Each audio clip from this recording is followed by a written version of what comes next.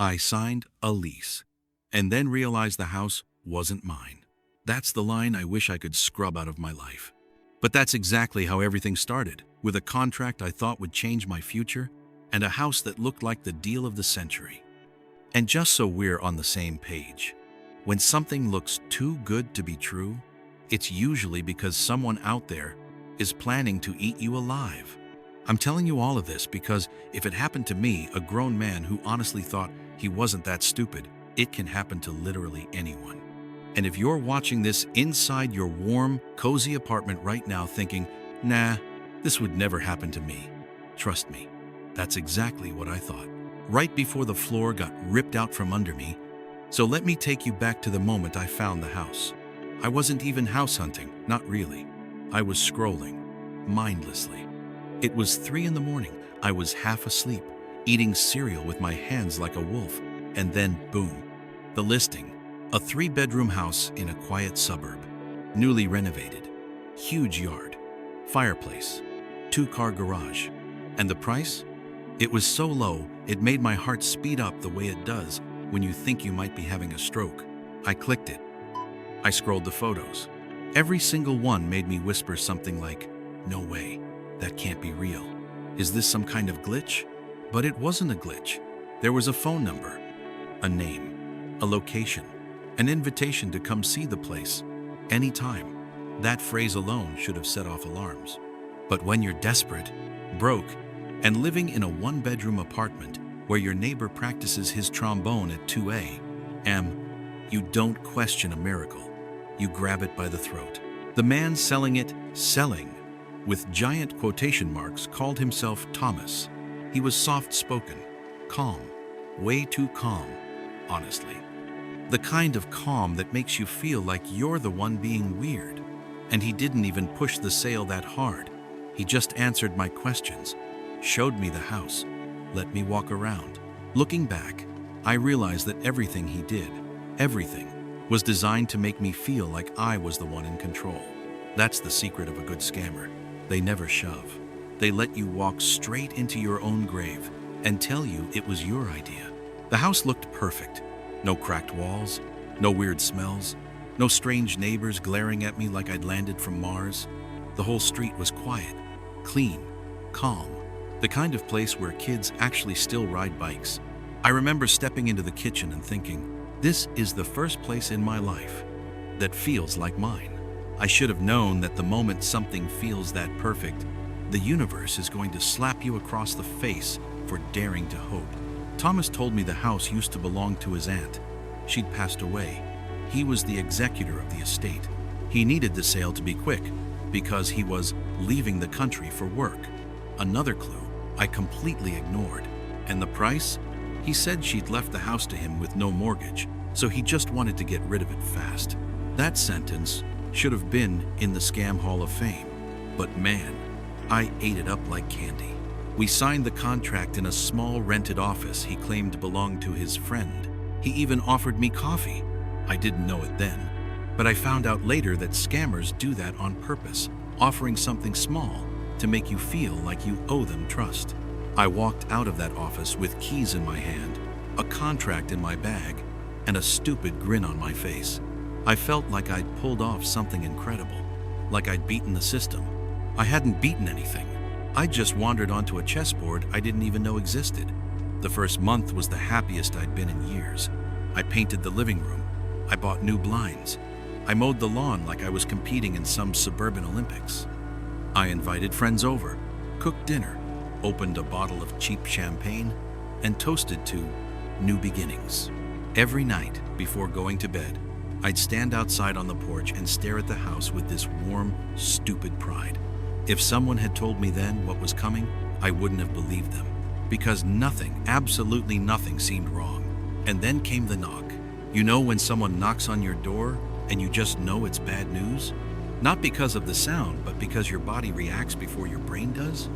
My stomach dropped before I even touched the doorknob. I opened it, expecting maybe a neighbor, maybe a delivery, maybe one of the local kids selling chocolate for a school fundraiser. But it was a woman, maybe in her 40s, well-dressed, calm, too calm, holding a folder. "Hi," she said. "I think there's been a mistake." She told me her name was Sarah, and then she told me something that made my ears start ringing. "This is my house." I laughed at first. A weird laugh, too, the kind that shoots out of you when your brain has no idea what to do. But she didn't laugh back. She just opened the folder and handed me a stack of documents. The deed, property history, tax records, her ID, all showing one thing. The house had never been for sale, not even once. Not in the past 10 years. My knees actually felt weak, and I always thought that was just a movie thing. But no, your legs really do stop working when you realize the ground under you isn't real. I tried calling Thomas. Number disconnected. I tried searching his full name online. Nothing. I called the police. They came, listened, looked through the documents, checked my contract. And then, one of the officers, an older guy who looked like he'd seen too many of these cases, said the sentence that burned into my brain. "Son, you think you own something you don't." I still remember the way he said it, not mocking, not angry, just tired. Like he'd had this exact conversation 10 times this month already. I kept telling them there had to be a mistake. I had a contract. I paid real money. I had the keys. But the officer shook his head. "This is a scam. A big one. You're not the first." That was the moment everything inside me collapsed. Not because I realized I'd been fooled, but because I understood that I'd walked straight into a trap designed by professionals. Not some random guy wanting quick money. No, this was a machine, and I was just another piece of meat fed into it. But here's the part I couldn't understand yet. The part that would keep me awake for months. Thomas wasn't real. His identity wasn't real. The office we met in wasn't his. The documents he gave me were perfect fakes. I wasn't scammed by a person. I was scammed by a network. One that had been operating for years. One that left behind no names, no faces, no trails. And they didn't just disappear after taking your money. They erased themselves. I wish I could tell you that after the cops left, I calmly sat down, made myself a cup of coffee, and handled everything like a functioning adult. But no, I paced around the house like an animal stuck in a cage, with the door wide open. My thoughts were all over the place, tripping over each other, crashing, burning, restarting, looping. I kept looking at the walls, the windows, the floor, as if the house was going to suddenly confess, "Yeah, man, I'm not yours. Sorry about that." I called my bank. They froze the transfer, but it was useless. The money had already been withdrawn. Within minutes, almost like someone was waiting for it on the other end. I called a lawyer. He told me to bring all the documents. And that's when another layer of horror hit me. The documents looked real. Not kinda real. Not cheap knockoff real. I mean museum-quality forgery real. The notary stamp? Perfect. The signatures? Consistent. The property ID? Valid but tied to a completely different property 3 states away. Everything was a puzzle piece from a different box. And only when you put them together did you realize the picture made no sense. But that wasn't even the worst part. My lawyer sat back in his chair, folded his hands and said, "You're not dealing with a small-time scammer. This looks like a professionally structured real estate fraud ring. A ring. A ring. Like some kind of criminal franchise system." He showed me articles, reports, even court cases, all describing a new kind of scam hitting the US in the last few years. Criminals would target vacant houses, inherited properties, or homes owned by people living abroad. They'd forge ownership documents, create fake listings, and sell the same house to multiple buyers over months. Then one day, poof, they'd vanish. Different names, different numbers, different fake identities. All of it burned after each victim. "They're ghosts," the lawyer said. "Ghosts with printers." That sentence alone almost made me throw up. Because here's the thing, I had met Thomas, shaken his hand, walked through the kitchen with him, watched him smile, joke, lean against the wall like he owned the place. He wasn't a ghost. He was a real person, with a real face, a real voice. And yet, he didn't exist. Not legally, not digitally, not anywhere. That's when I realized something truly sickening. If someone can completely erase themselves after scamming you, what else can they erase? My ownership? My trail? My identity? Because suddenly, the paranoia kicked in. And trust me, once paranoia digs its claws into your mind, it never lets go cleanly. That night, I slept with the lights on. Well, slept is a generous word. I lay on the couch, staring at the ceiling, listening for every creak, every rustle, every sound outside. It felt like the house was shrinking around me, like every wall knew something I didn't. Every time headlights flashed through the window, my heart pounded. Every time a car slowed down outside, I stood up to check. At some point around 4 a.m., I caught myself thinking, what if they come back? Not for the house. For me, because scammers don't like loose ends, especially ones who call the cops. The next morning, the doorbell rang again. My soul almost left my body.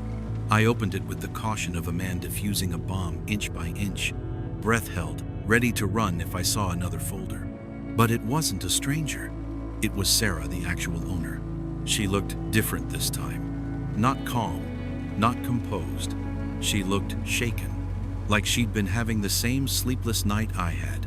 She apologized for the day before, said she didn't want it to feel like an attack, and asked if she could talk inside. I hesitated, honestly. At that point, I would have hesitated to let my own reflection into the house, but she looked genuinely distressed, so I let her in. She walked through the living room slowly, like she was seeing a ghost of her own. And then she said something I didn't expect at all. "You're not the first person they used my house on." That stopped me cold. "What do you mean?" I asked. She sat down, hands clasped, eyes heavy, and then she told me her story. Her father had owned the house before passing away 2 years earlier. During the probate process, when ownership wasn't fully transferred, yet someone had already tried leasing it. Fake agents, fake listings, fake contracts. A couple moved in for a week before realizing something was wrong. Sarah had to get the police involved. The police made a report, but the scammers? Gone. Erased. The second attempt happened last year. A different man. Same strategy. This time, the scammer even used a fake driver's license with Sarah's last name, claiming to be a distant cousin. The man who rented the house lost thousands. Sarah had to go through the entire nightmare again. And now, me. She said she didn't blame me, but she also didn't know what to do anymore. Every year, someone new. Every time, different scammer, different identity, different documents, same house, same target. It was like this place had a curse written into the foundation. "We think someone has access to the original documents," she said quietly. "Someone who knows every detail. Someone who knows how to manipulate the records just enough to make everything look real." That sentence chilled me to my bones. Not because of what she said, but because of what she didn't say. If someone had access to the real documents, it meant this wasn't some random fraud ring doing guesswork. It meant someone inside the system was feeding them information. The government? Real estate offices? Banks? Courthouses? Someone with the kind of access no ordinary criminal could ever have. Someone who knew exactly which houses were vulnerable. I suddenly felt like I wasn't sitting inside a home anymore.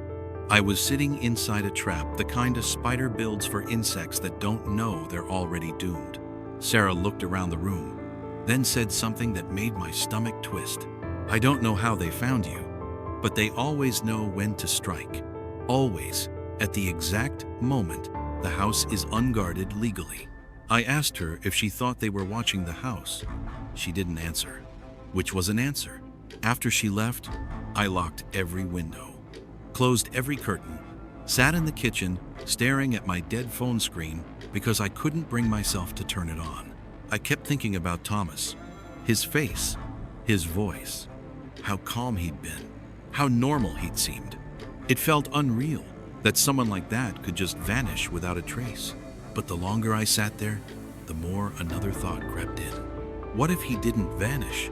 What if he was still watching? Still nearby? What if the scam wasn't finished yet? I wish I could say I handled things with logic after that. But fear has a way of turning your brain into a wasp nest. Every thought stings. I tried going back to work, pretending nothing was happening, pretending my life wasn't unraveling like a cheap sweater. But the moment I sat at my desk, my mind drifted back to the house, to Thomas, to the documents, to Sarah's face when she said it wasn't the first time, or the second.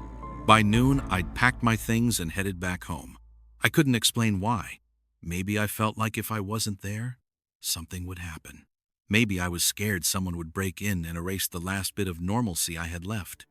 When I pulled into the driveway, I saw it. A white sedan, parked across the street, engine off, windows tinted, no one getting out. I told myself it was nothing. A neighbor's friend, a delivery driver on a break, a coincidence, a normal, everyday, boring part of suburban life.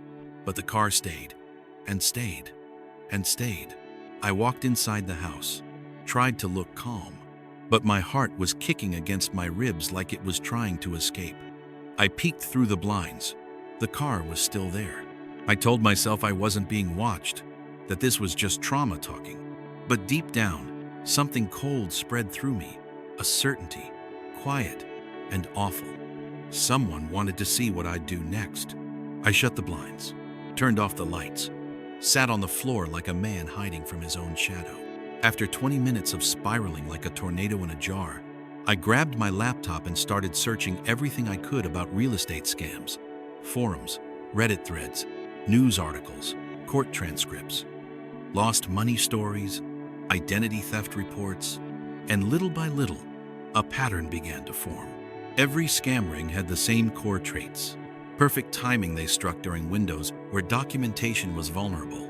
Highly accurate information, too accurate, almost like insider access. Multiple victims per property, same house, new identities. No digital fingerprints. Scammers didn't exist online. Shared tactics across states, same strategy, different faces. But the part that hit me hardest? A small set of cases had a final detail most victims never talked about publicly. Surveillance. Someone watching the house before and after the scam. I closed the laptop slowly, like I was afraid the screen would bite me. Outside, the sedan was still there. I didn't call the police this time, not because I didn't want to, but because I'd already learned how hopeless that was. They'd just say, probably nothing, or worse, coincidence. Or the classic, we can't do anything unless there's a crime in progress. And what would I say?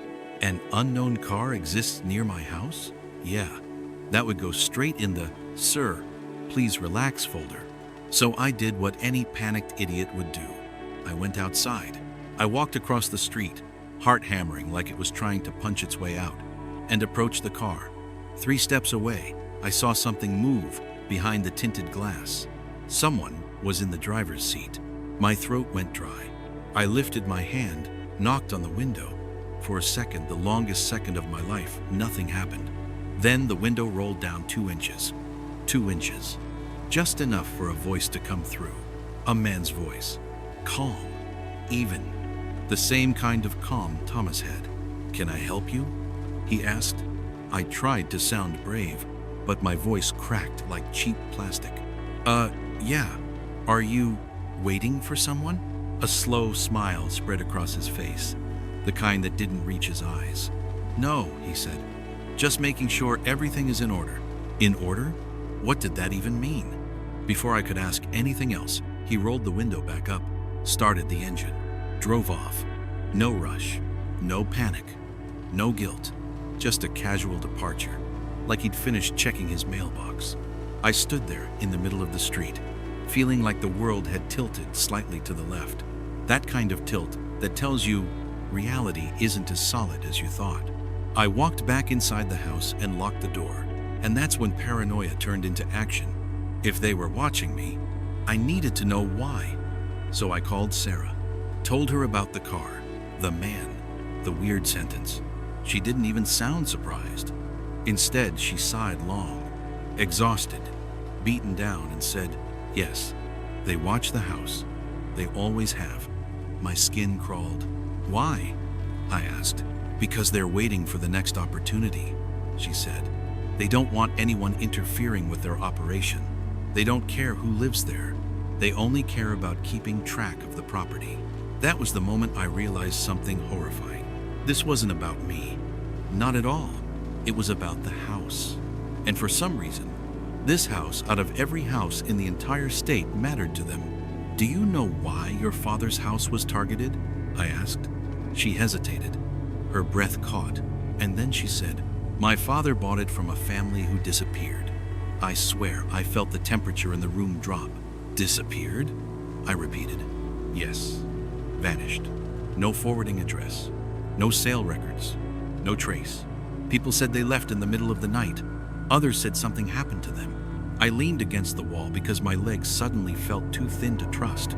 "And that's not even the strange part," she continued. "The strange part is that the ownership documents were misfiled for years. Missing signatures, missing pages, incomplete transfers. Every time we tried to correct them, something else would go wrong." It clicked hard. If documents disappear, if owners vanish, if records get corrupted, if strangers use the house as a revolving door for scams, then this wasn't just a house stuck in a fraud loop. This was a house someone was deliberately keeping unstable. Why? What was the end game? Before I could even start piecing that together, something else happened. 2 days later, I got a letter. No return address, no stamp. Just dropped into my mailbox like someone walked right up to the door. Inside was a single sheet of paper. 4 words. "We know who you are." Not signed. No threat. No demand. Just a statement. Cold. Precise.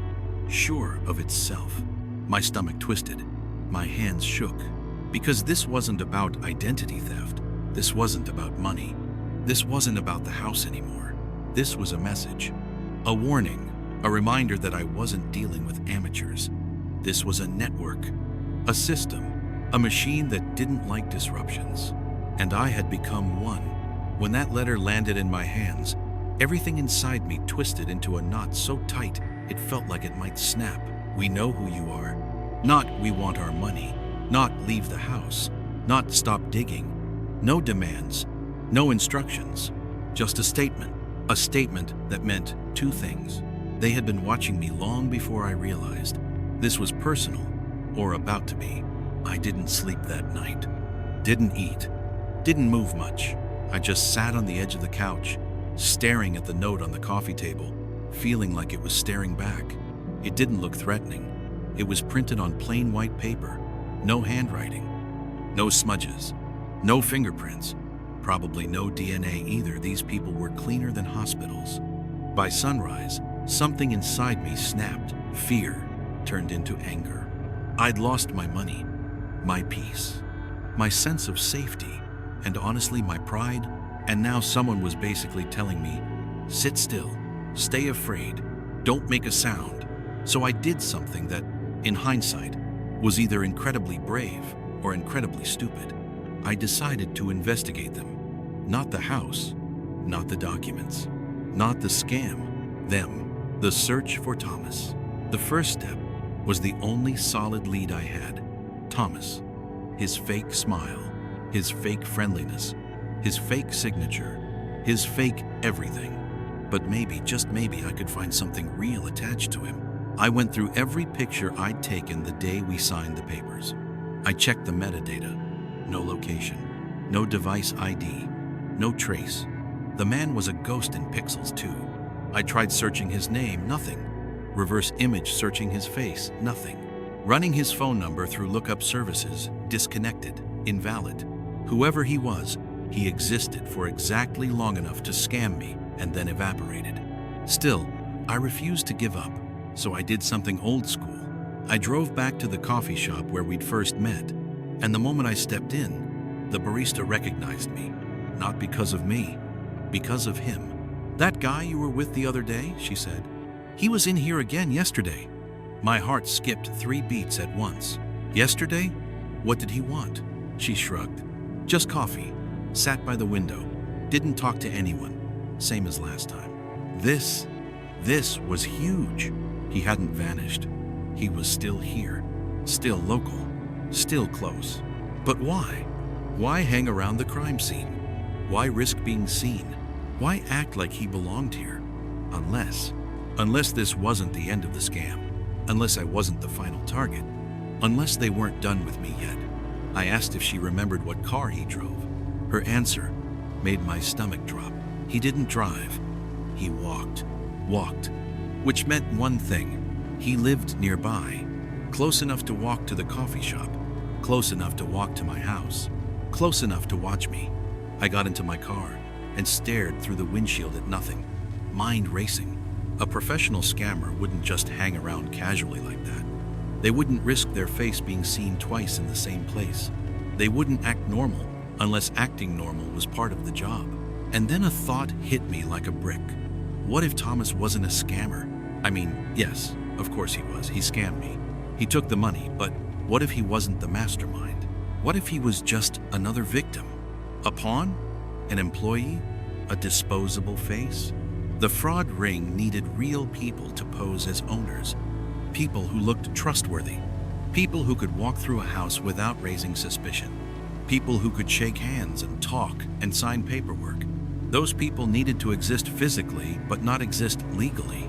Imagine a network that finds vulnerable individuals, people who need money, people who won't ask questions, people who can be disappeared quietly if necessary.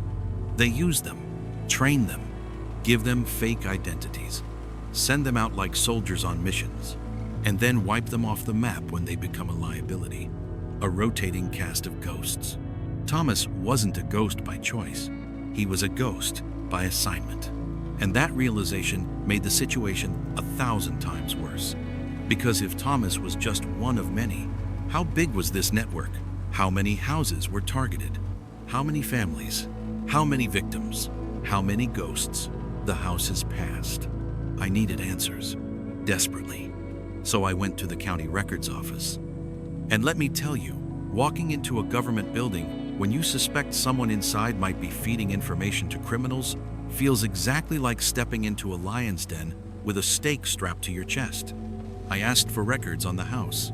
The clerk pulled up the file, and the moment she did, her face changed subtly, but noticeably. "Oh," she said, "this house." "This house?"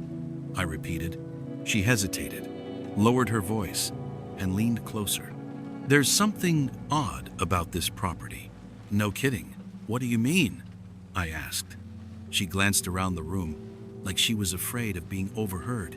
There have been multiple attempts to correct the ownership records, but every time something happens, pages go missing, updates don't save, digital entries get corrupted. It's like the file doesn't want to stay clean. I felt a chill crawl up my spine. "Has that ever happened with other houses?" I asked. "Rarely," she said. "And never this consistently." I swallowed. Hard. Because that meant the corruption wasn't random. It was intentional. Someone was tampering with the documents, deleting, modifying, obscuring, keeping the house legally unstable. And if someone had access to do that, then someone inside this very building was helping. I thanked her, grabbed the printed records, and left quickly. Too quickly, I didn't want to seem suspicious. But my legs were moving before my brain caught up. Outside, the sun was too bright, the air too warm, life too normal for what I'd just learned. But the moment I reached my car, something made me stop cold. On my windshield was another piece of paper. The same white paper as the previous letter. The same clean print. The same chilling simplicity. This one said, "Stop digging." My hands shook so badly I nearly dropped it. They knew. They knew I'd been at the records office. They knew what I was doing. They knew my next steps before I even took them. They weren't just watching me. They were monitoring every move I made, every place I visited, every person I talked to, every attempt I made to understand this nightmare. And then I realized something that made everything inside me go quiet. If they knew this much, if they were this close, if they were already warning me, then the next step wasn't a warning. The next step was action. I kept telling myself I wasn't going to cry. But when Detective Reyes said those words, "You were never the owner, you were the victim," something inside me cracked like a frozen lake under too much weight. I wasn't angry. I wasn't yelling. I wasn't even confused anymore. I was empty, like someone hit delete on every expectation I had for my future and replaced it with a loading screen that never ends. Reyes sat across from me, elbows on the metal table, leaning forward the way people do when they're about to hand you bad news they can't sugarcoat. "Here's what's going to happen," she said. "You're going to fill out a full victim report. Then, a financial investigator is going to go through every step of the transaction with you. Every email, every text message, every document, every payment, everything." She tapped the manila folder again. "And after that, we're going to see if we can include your case in the federal sweep. If we can, you'll be part of a larger prosecution." Her eyes softened. "If not, you'll have to pursue civil recovery. And I'm going to be honest, that can take years. Years. Plural." I felt my pulse drop into some cold basement of my chest. "But you will get justice," she added quickly. "It just might not look the way you expected." At that moment, I wasn't thinking about justice, or closure, or revenge. I was thinking about my duffel bag in the trunk of my car, packed with the things I'd grabbed in under 4 minutes before the real owner kicked me out. I was thinking about the house I thought was mine, the one I painted, repaired, scrubbed, lived in, dreamed in. I was thinking about how life can change in one day, one doorbell ring, one sentence. This house is mine, and how none of us are ever safe from moments like that. When the official interview ended, Reyes walked me out into the nearly empty police station lobby. It was past 11 p.m. A cleaning guy was vacuuming somewhere far down the hall. The fluorescent lights buzzed overhead. Reyes stopped near the front door. "Listen," she said. "I'm going to give you some advice off the record." I nodded, half expecting something cliché, but she surprised me. "These people? The ones running this scheme?" She lowered her voice. "They're not amateurs. They're not impulsive. They're not messy. They orchestrate things with precision.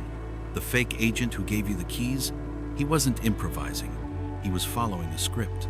A script. Funny, considering I was now living in a nightmare story that didn't feel real." Reyes continued. "They had access to property databases. They forged court records, county filings, notary stamps. They used burner phone farms. They rerouted money through accounts overseas. It's not some random dude in a hoodie scamming people on Craigslist." She stepped closer. "They're professionals, and professionals don't stop until someone makes them stop." Her eyes locked onto mine. "So don't blame yourself for falling for it. You didn't fail. You were targeted. There's a difference."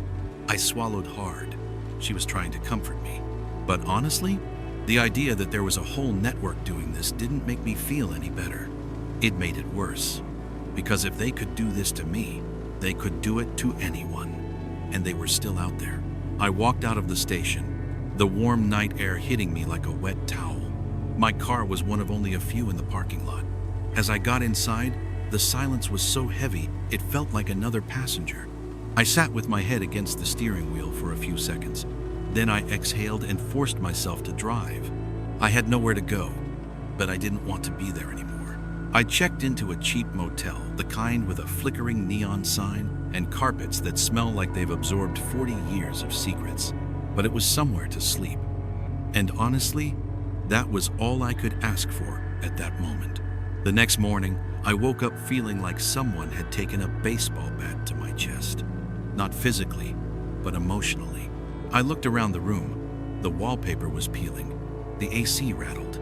The sheets smelled like bleach and old cigarettes. No matter how much I tried to pretend otherwise, this wasn't a stopover. This was my new reality. I sat on the edge of the bed and opened my laptop. I created a folder called House Fraud Case, Evidence. Then I started uploading everything. Emails, screenshots, PDFs, video walkthroughs, bank statements, text messages, voice notes, contracts, everything. It felt like performing an autopsy on a dead dream. And that's when something strange happened. As I replayed the videos I'd recorded during the buying process, things I'd filmed casually, like documenting the state of the property before painting, I noticed something I'd missed. In the background of one of the clips, behind a partially closed curtain, There was a silhouette, a person, just for a moment, too still to be a reflection, too tall to be a trick of the light. Someone was inside the house the day I filmed it, someone I never saw. I froze the frame, zoomed in. The shape was unmistakable, a human figure, watching me. My stomach twisted. That meant this wasn't just fraud. This wasn't just paperwork. This wasn't just forged signatures and burner phones. Somebody had been physically there, in the house, inside the walls of my life, following the script, watching the target, watching me. And suddenly, the whole scheme didn't feel distant or digital. It felt close, personal, predatory, like I hadn't been buying a house. I'd been walking into a trap, and I had no idea how deep it went. When I realized that someone had been inside the house while I was filming, my whole body started buzzing, like every nerve had been plugged into an outlet. I leaned closer to the laptop screen, staring at that still frame, the curtain, the faint outline of a shoulder, a head, a shape that shouldn't have been there. That wasn't a glitch. That wasn't a shadow. That was a person. And suddenly the whole fraud wasn't just fraud anymore. This wasn't just clever paperwork and rerouted money. This was surveillance, staging, a setup. I had walked into it blind. I sent the video to Detective Reyes. 5 minutes later, she called me. Not texted cold. Her voice wasn't calm like before. It was sharp. "Where are you right now?" "In a motel," I said. "Why? What's—" "Stay there. Don't go back to the house. Don't contact anyone from the selling documents. Don't answer unknown numbers. I'm sending a patrol car." "Wait, why? Who was that in the house?" "That's what we're going to find out," she said. "But I can tell you this, you were being observed." "By who?" A beat of silence. Then, by someone who knew exactly what they were doing. The line went dead. That whole day felt unreal. 2 officers sat outside the motel. Reyes came back later that evening with a USB drive and a thick binder. She sat across from me at the small table in the room, the AC rattling behind her like it was trying to speak. "All right," she said. "It's time for you to know the bigger picture." "When forget to with that." I braced myself. What she told me next felt like the plot of a movie, except I was living it. This group isn't just committing real estate fraud. They're running something we call a ghost property network. They find abandoned homes, disputed estates, properties stuck in probate, places tied up in lawsuits. They forge ownership. They sell them fast, and then they vanish. I blinked. I get that. But what about the person in the video? She opened the binder and slid over a photo. A grainy mugshot. A man with a calm expression. Too calm. "That's your fake listing agent," she said. But I shook my head. "No, that's not him." Reyes didn't even look surprised. "I know. He uses decoys, actors, paid intermediaries." "Then who's that?" I asked, tapping the silhouette on my screen. "That," she said, "is someone we've been tracking for months. We call him the inspector. He's the one who checks the properties before the sale. He makes sure no one's living there. He stages the environment. Sometimes he plants false documents on site. Sometimes he changes locks. He watches the victims to make sure the handoff doesn't go wrong." A chill went down my spine. "He was inside the house while you were filming, which means he wasn't done." "Done with what?" I whispered. Reyes exhaled like she didn't want to say the next part. "With you." I felt something cold crawl up my arms. "What do you mean with me?" "These criminals don't like loose ends. Once the sale goes through, they make sure you settle in cleanly. They want to be sure you don't suspect anything. They monitor you for a few weeks, watching your routines, your habits, your work schedule." End quote. I felt sick. "They study you?" I asked. She nodded. "And if they think you're about to catch on, they disappear you from the process. Not violently, just bureaucratically. Your mail gets rerouted, your online accounts flagged. You start getting contacted by banks or inspectors that don't exist. You get overwhelmed, confused, stuck." My stomach twisted. "And after that?" Reyes looked me straight in the eyes. "After that, you're no longer a threat. Because you're too busy trying to figure out what's happening to actually fight back. My voice came out barely audible. So? Was I close to figuring it out? She didn't answer with words. She just gave me that look. The kind that tells you everything you were afraid of is true. She slid the USB drive toward me. Inside this are videos from another victim, one who found the same figure in their footage months before they vanished. Their family never got answers. Vanished. My chest tightened. I wasn't just scammed. I was being circled, tracked, studied, and if that homeowner hadn't shown up with her documents that day, if she had been delayed by an hour or even 10 minutes, I would have been sitting inside that house, alone, relaxed, unaware, while someone watched me from behind a curtain, waiting. For what? I didn't want to imagine. That night, I barely slept. Every noise outside the motel made my heart jump. Every passing car looked like someone scouting. I kept replaying everything in my head. The too eager agent, the unbelievably low price, the quick closing, the staged smell of freshly painted walls, the silence in the house that didn't feel like silence. It felt like someone holding their breath. They planned everything, and I walked into it like a stage actor following marks on the floor. I wasn't just a buyer, I was a target, a variable in a machine they'd been running for years. 2 days later, I met with federal investigators. They added my case to the sweep. They took every file, every screenshot, every document. They said I might have to testify. They also said something else. "You're lucky," one of them told me. "Most victims don't find out early enough. You caught the operation during a transition. They were moving on from this property. That's why the real owner showed up when she did. You saw the cracks at the exact moment they slipped. Lucky." I didn't feel lucky. I felt like someone who stepped onto a landmine that didn't explode, not because I was smart, but because the person who planted it got distracted. Weeks passed. I got a temporary place. I met with fraud specialists. I learned about restitution processes, identity protection, real estate tracing. It was all overwhelming. But the hardest part wasn't the money. It was knowing that somewhere out there, a man called the inspector was still watching someone else's house, still slipping behind curtains, still appearing in the corner of someone's footage, waiting to move the next piece in the machine. And the worst part? He knew me. He had seen me, face to face, without me knowing. He'd probably studied how I smiled while talking about the house, listened to my jokes, watched me eat lunch on the porch I thought was mine. I wasn't imagining it. I felt it in my bones. This wasn't over.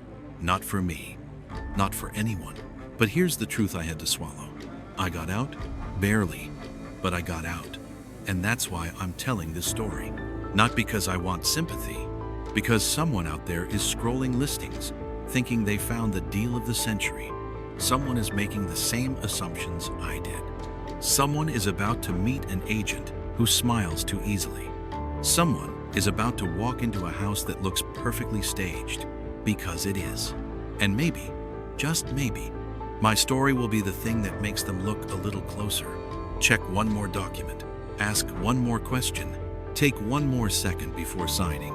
Sometimes that's all it takes. 1 second to save your whole life. And that's it. That's how I bought a house that never belonged to me. How I walked into one of the biggest real estate fraud networks in the country. How I came face to face with a man whose job was to watch me without me knowing. And how, by pure chance, the whole thing fell apart before they planned for it to.